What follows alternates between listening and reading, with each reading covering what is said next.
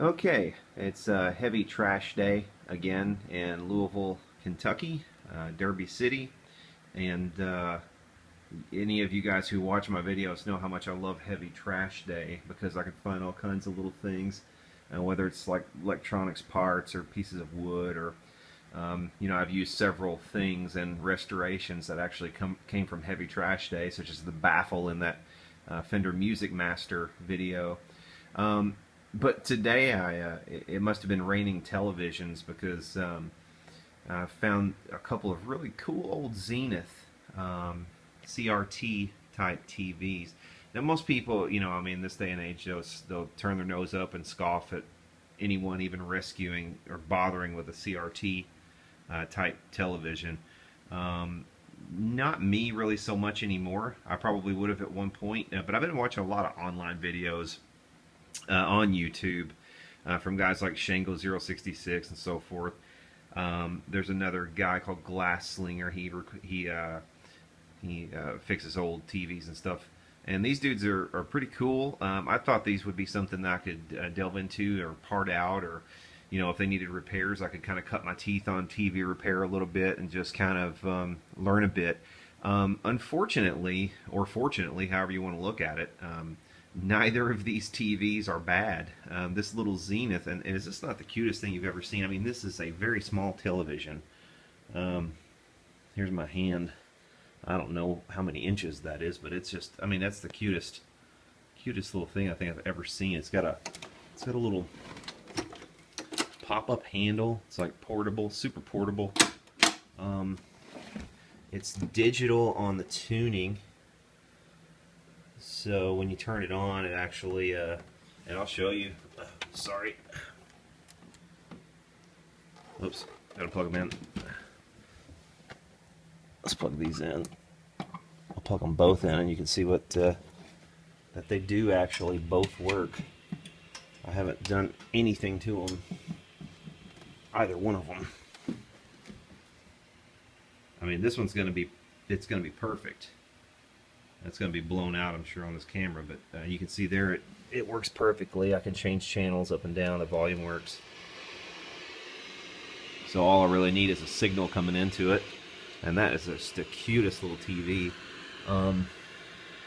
It's got where you can press the buttons, digitally to get your channel, or you can channel them up and down. And of course, there are no analog stations anymore, so you have to get a digital converter and all that stuff these days.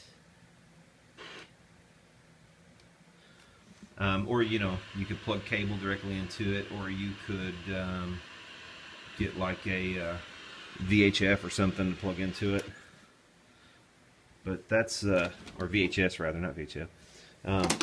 That's pretty cool. What a cool little TV. I don't know the model number on this thing, but it's really neat. It's got a little earphone plug there. It's got what is that? The brightness control, the BR with the screw right there. That's your brightness, sharpness, color level, tint, black level. When's the last time you saw a TV like this with any kind of adjustments like that? It's been a while for me too. There's VHF, UHF, cable TV, antenna, and I think at one point this probably had an optional antenna that you can stick in here, or you can buy an optional antenna to stick in there, and it'll rest right there when not in use. I do not see a model number on this thing.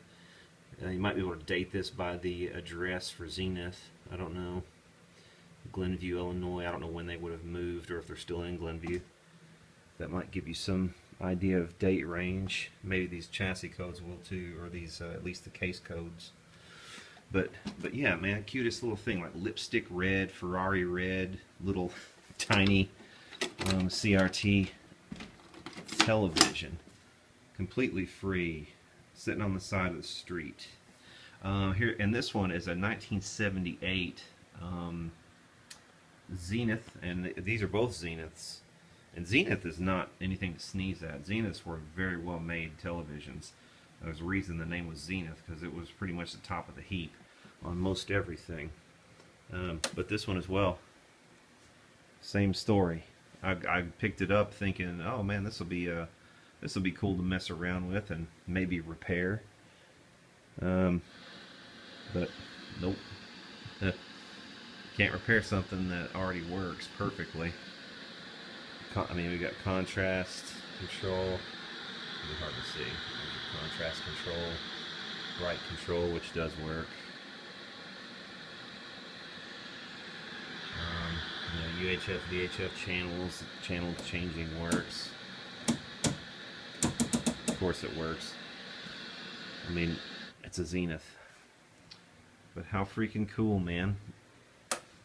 You just don't see this crap anymore. This one's in good shape, front and back. I mean, this is real nice shape. Actually, the guy was out in his yard who put this at the curb, and I kind of asked him, hey man, you care if I get your TV? And he was like, no. I asked him what was wrong with it. He said he didn't know if anything was wrong with it. He was just putting it out there because it was old. Which, I mean, I can understand kind of the mentality of that, but at the same time, this thing's pretty cool. I mean, when you look at it, it's really got a look. It will work perfectly. March 1978. I don't know what model this is. Let's see. Here we go. Model number K193W, chassis 19GB1Z. Looks like maybe it had a service at one time, or is that the model number again? Yeah, it's just the model number again. K193W. So yeah, here are your adjustments back here. Vertical hold, horizontal back here. But yeah, really cool old TV, man. So I think I might try to, I don't know, give these away to somebody who can use them. I don't know if I have a use for them. I already have TVs, but if I didn't have one, I would definitely put this in the service, because this looks like it would have a good picture. This little guy I might keep because it's so small and cute. This might be cool for like my work area. I've already got one there, but what the hey. And then I also got this guy. Heavy trash. This is Samsung. I think it's about I don't know how many inches this thing is. It's got to be 30 inches, 27. I don't know. It's huge. I have no idea. I can tell you the model number though. The model number is, I don't know if we're going to be able to see this, but let me see here. Yeah, model number LNT4061F. And I looked this up, this model number, and sure enough, there's a recall on it. And the problem with these tends to be in the power supply with a couple of caps. And I pretty much already know the solution to fixing this thing. The owner set this at the curb with a box for their new television. I guess they just said fuck it and threw this thing out to the curb, in spite of the fact that it was probably a $500–600 TV. Set it out at the curb, didn't bother to even look it up. Samsung had a recall on it because there's like a couple caps in the power supply that tend to go bad. I'm going to get in there and I'm going to fix this thing tomorrow and have a free TV. These guys, again, you know, I'm not sure what I'm going to do with them, but they're not going to the dump now. There's no way I'm going to allow that. You know, heavy trash day, man. Last time it was heavy trash day, I got this. This is like from the 1950s. I thought we were about to have a daughter, so our little girl can use this. It's all metal. Very cool. 1950s. It's kind of covered up with crap right now, but and this chair back here, this pink chair, I like the look of it. Grabbed it from heavy trash, saved it from a dump. So yeah, man, heavy trash is what it's all about as far as I'm concerned. Once it's morning, I'm going to go through the repair of this Samsung with you guys if you want to stick around and check that out. Oh yeah, I almost forgot. I found this outside too in heavy trash. This was somebody's, I don't know, if their kid moved away or what. But I mean, just tons of like kids coloring books that aren't touched. Coloring books, they've got freaking Play-Doh in here that's new, unused. There's a few toys, beads, like art supplies, lots of colored pencils, sidewalk chalk.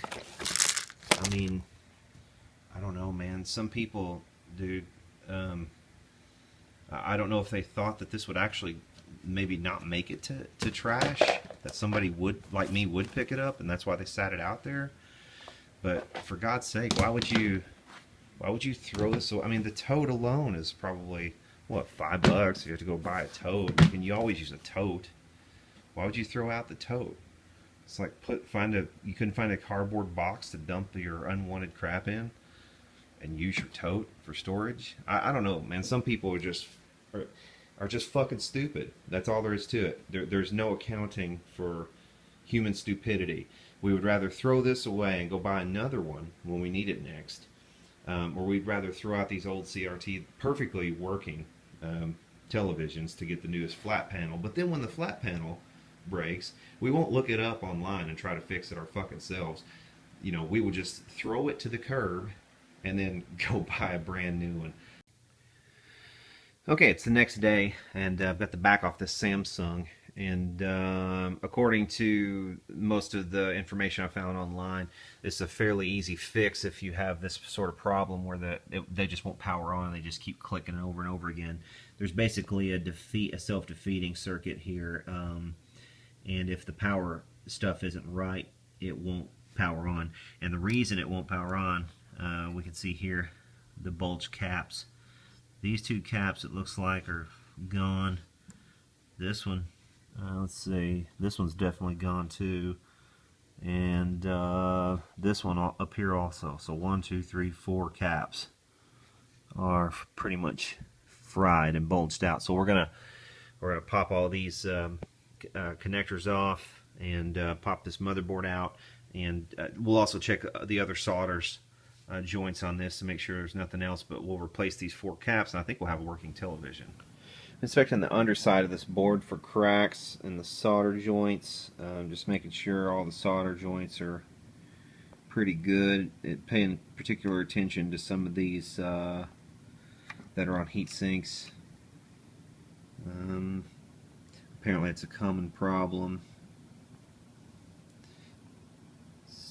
but I don't see anything really obvious on these big solder connections that are broken. And granted, my eyes aren't what they used to be, but I am assuming for the time being that those caps should be our only issue with this, and we should have this thing up and running in the next few minutes.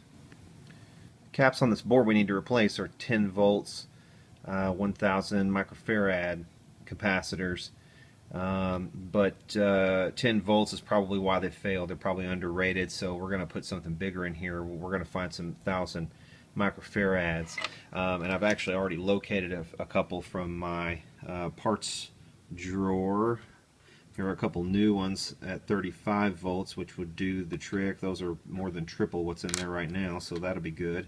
We have a couple here that I pulled from an amplifier. This was an end-of-life amp that I just kind of stripped of parts. I may have even gotten this out of a TV also, something I pulled from the dumpster.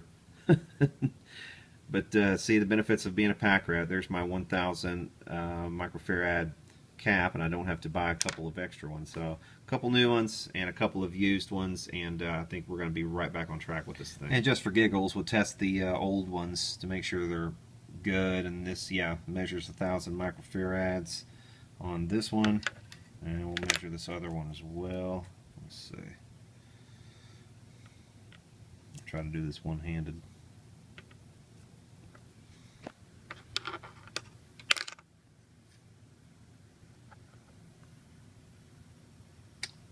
Here's the second one, and it's coming up 990. So yep, both of these should be good. Here are the 4 electrolytic capacitors we pulled out of the board, and we're going to test each one just to see how bad they actually were. So let's test them for capacitance. This first one, and they're all supposed to be, once again, 1,000 microfarads in value. This first one is 52.4 microfarads, so that's definitely really bad, and you can see the top of that one, that's bulged out. Let's see, let's go on to the next one here. Sorry for the shoddy camera work. But let's see. Alright, here's our next one. Again, supposed to be the same, and we're at 400 microfarads on that one. The bulge is not quite as pronounced as the other one, but still bulged out. Half of the value is gone. And that's what happens with capacitors usually. Resistors, when they drift upward. Capacitors, when they tend to drift, electrolytics at least, they drift downward in value. So they lose their capacitance.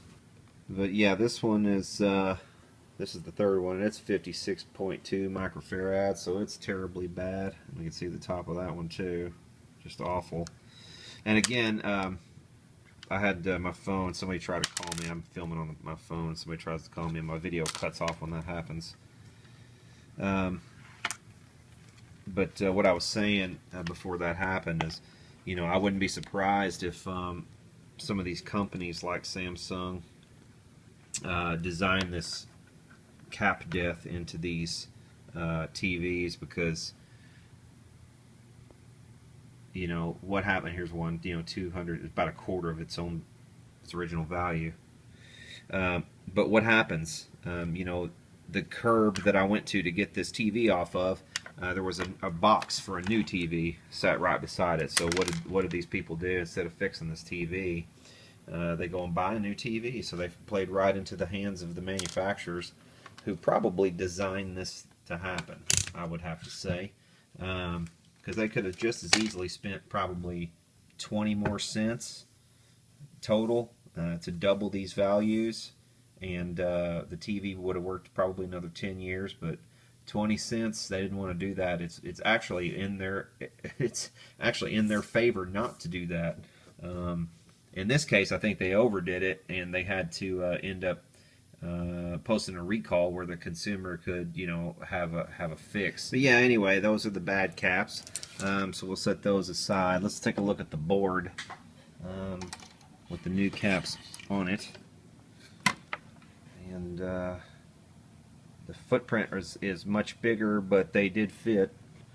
Those 35 volt. They sandwich right up next to one another, but they do fit. So if you're doing the same sort of repair on the same Samsung, it's a very well-known repair. So just for your own reference here, the 35 volt 1000 microfarad caps will work. Okay, here we are, a moment of truth. I've got the set plugged in, and let's see what happens when we hit the power button. Before, you just hit this and it would click a couple times. You would hear the relays inside click and keep it off. Let's see. Yep. Planned obsolescence foiled. Take that, Samsung. Here's another one I found in heavy trash. This is a Sylvania. Whoever threw this one away was good enough to include the tape, actually tape the remote onto the top of the unit. I guess they were hoping somebody would come pick it up and fix it.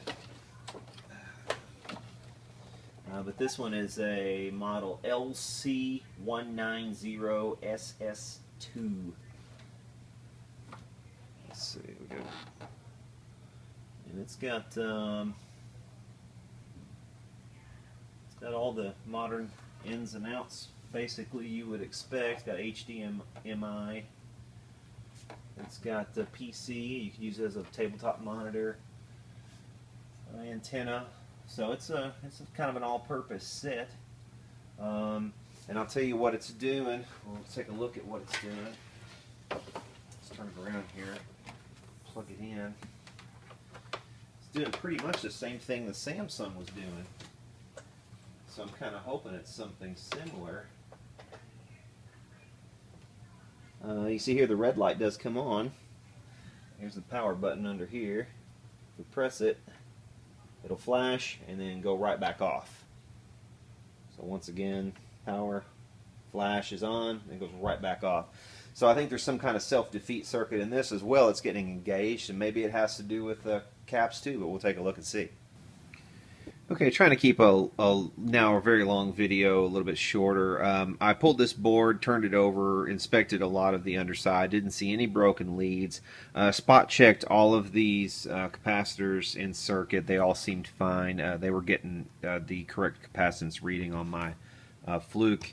But on a hunch, I've put the board back in, hooked it back up, and I've run it into my Variac, and I've dialed down the input voltage ever so slightly.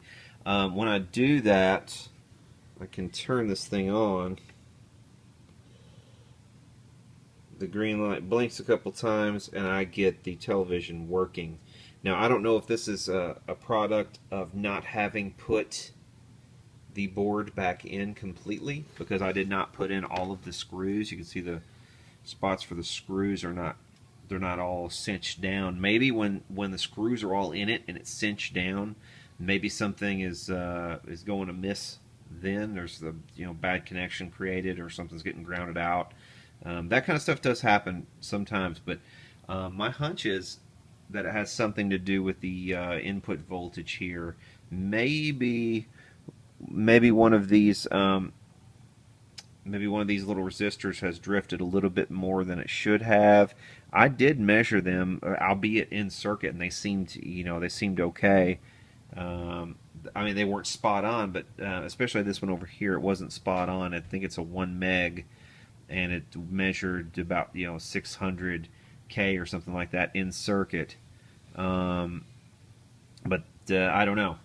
We will explore this a little further and see what's up. But as for right now, at least, this is a working television. Well, I've unplugged it from the Variac and plugged it directly into my lamp there, which is going direct to the wall, and turned it on, and it's coming right up. So let's get all the screws back in it, try it one more time, and then I don't know. This might be one of those fluke things where you go poking around, and just by the act of poking around, you have solved the problem. It's like freaking quantum physics or something, but the act of looking at the atom makes it there. I don't know.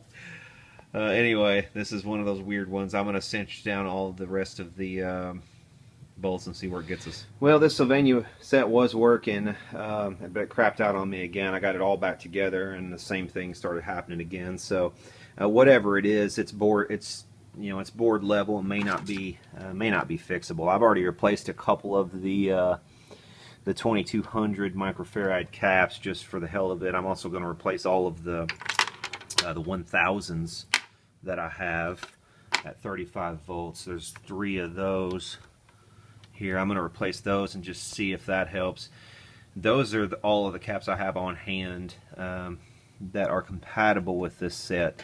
But the big one in here, this 270 microfarad at 200 volts, I don't have anything really this value or even approaching it. I could make up the value, I think, with 2 100s, or I could get it close at least. I could go over at 3 and put 3. I guess I could put 3 100s in parallel.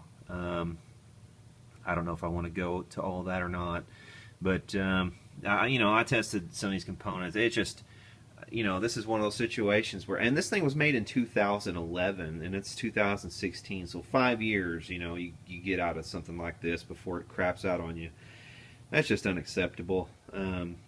If you can save this from the trash, it would be nice to do, but these things have such a built-in short lifespan. There's not a whole lot you can do about it. At some point the screen is going to crap out on you anyway, and that'll be all she wrote. These boards, if you can still get them, they're going to be you know, they won't, the availability of those won't last very long. So, you know, it's a good argument for buying an older TV, because you're just going to have to keep replacing your LCD screen televisions over and over and over again. They just have a built-in short lifespan. But let's see if we can bring this one back to life. Well, I replaced several components. You knew about all the caps. I replaced these caps.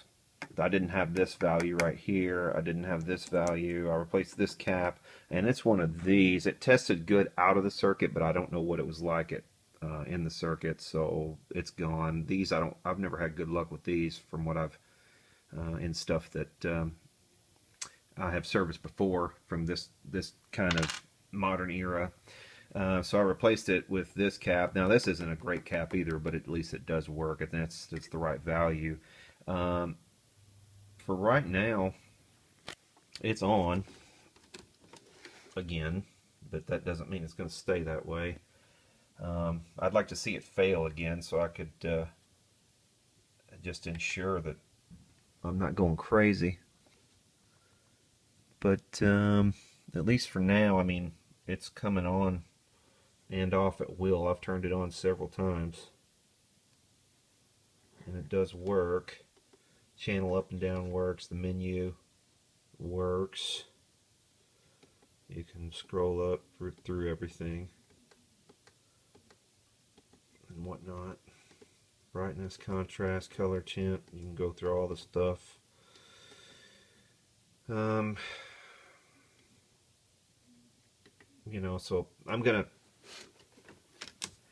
I've chopsticked around in here on several things to see if I could get it to fail with it on, and I haven't been able to do that. So I'm just going to button it back up. If it works, it works. If it doesn't, it doesn't. I'll just strip it for parts later if it doesn't work. Also in heavy trash, I found this bicycle that needs some air in the tires. I don't see any holes punctured in the tires. It just needs air. Has hand brakes that work, both of them. But I can clean this up. I'll probably offer this to my nephew. See if she wants that. It's got some tape on the seat, but I don't see why it's there. It just looks like they just put tape on the seat. But the seat's in good shape, so I'll clean that up. Put some air in the tires. That'd be a good bike. Also got this flat panel thing, and I thought I might fix it as well, but it turns out I had a bad LCD display. So this one's garbage, but I took the main board out of the thing, and I found out, and this is also it's a Hisense, one of the Walmart special pieces of junk. Hisense, let's see what the model was. Hisense model 32H3E. Two things on these go bad very often, and it really only has two things: the main board and the LCD display. The LCD display is gone, the set is gone. They do not sell that part, so you can't fix them. But I went ahead and pulled the speakers out of these, and I think they sell the set sells for about $5 or something on eBay. I might just either put them in my stash or slap them on eBay. I took the stands off, which people I guess buy those too, because those you can find those for a few bucks on eBay. The main board, however, it's worth about $35 or so. So I will slap that up on eBay. It works. TV does power on. Everything worked perfectly except the LCD display, which was cracked all apart. So I will slap this on eBay. But yeah, that was $35 that just found in the trash. Another little heavy trash find. That's a little RC car of some sort. This looks like I don't know what this is. It's like some kind of little pontoon amphibious vehicle or something, maybe. I don't know. It's radio control. It's like a mud skipper or something. Pretty neat. Looks like it might be missing a main battery on the top here. But I just pulled it out because it might have some parts I can harvest out of it. Might be pretty cool. I also found a remote. I don't know if it goes to this or not, because this one says it's for a helicopter. But it might have some harvestable parts too, but that's just, you know, I mean, hell, I could throw this in my regular trash if it doesn't work, so why not grab it